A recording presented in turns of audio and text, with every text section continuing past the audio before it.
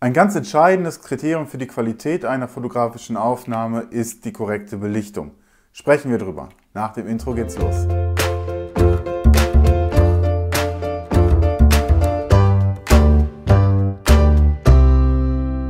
Und damit herzlich willkommen zurück zu Ars Analog, dem YouTube-Kanal zur Filmfotografie im Zeitalter der Megapixel. Mein Name ist Dominik und immer freitags um 18 Uhr bringe ich euch ein neues Video zum Thema. Vergesst nicht, den Kanal zu abonnieren und auch die Notifikationen einzuschalten, um keines dieser Videos zu verpassen.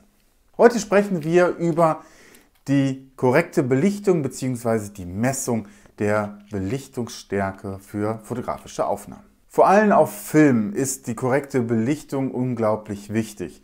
Denn anders als bei digitalen Aufnahmen kann man, wenn man die Belichtung auf dem Film versaut hat, das Ganze hinterher nicht mehr ganz so gut digital korrigieren. Denn was auf dem Film nicht gespeichert worden ist, weil es einfach zu dunkel war, ist für immer verloren und kann auch mit einer Aufhellung des Gesamtbildes nicht mehr wiederhergestellt werden.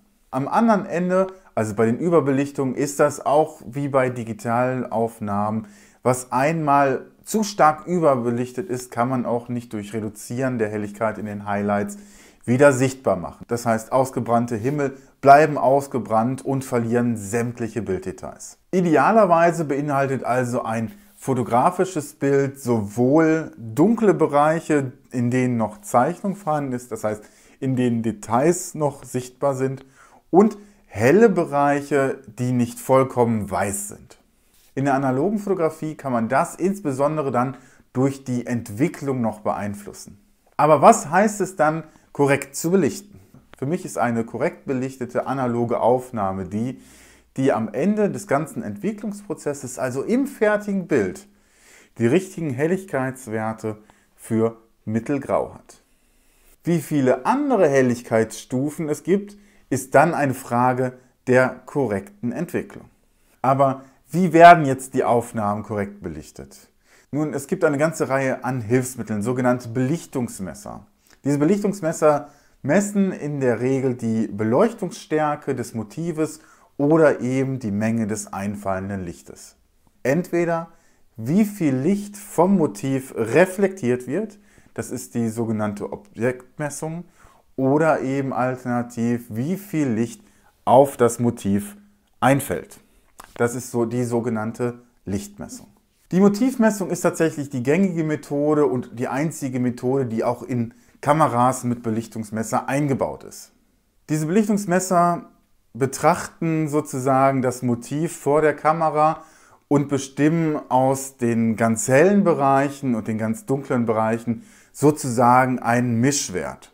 Dieser Mischwert wird dann mit diesem Mittelgrau gleichgesetzt.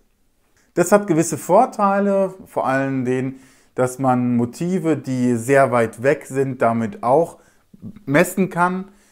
Allerdings hat das auch den Nachteil, dass man mit sehr starken Kontrasten oder sehr schwachen Kontrasten immer falsche Ergebnisse geliefert kriegt.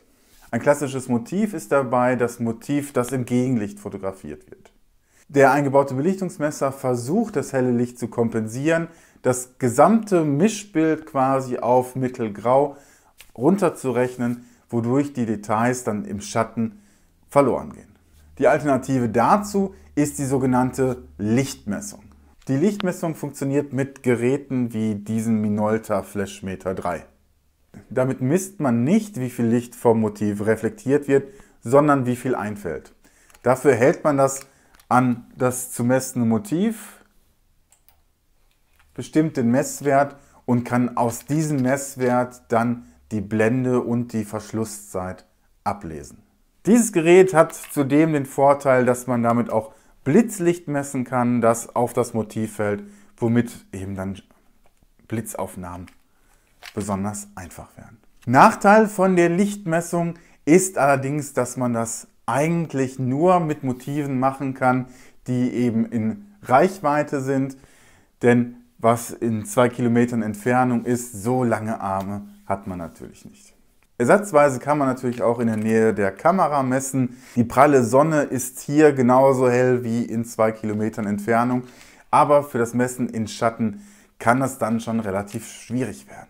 Ein weiteres Problem, das man nicht vernachlässigen darf, ist dass nur der eingemessene Bereich korrekt belichtet ist und alles andere vollkommen überbelichtet oder unterbelichtet sein kann.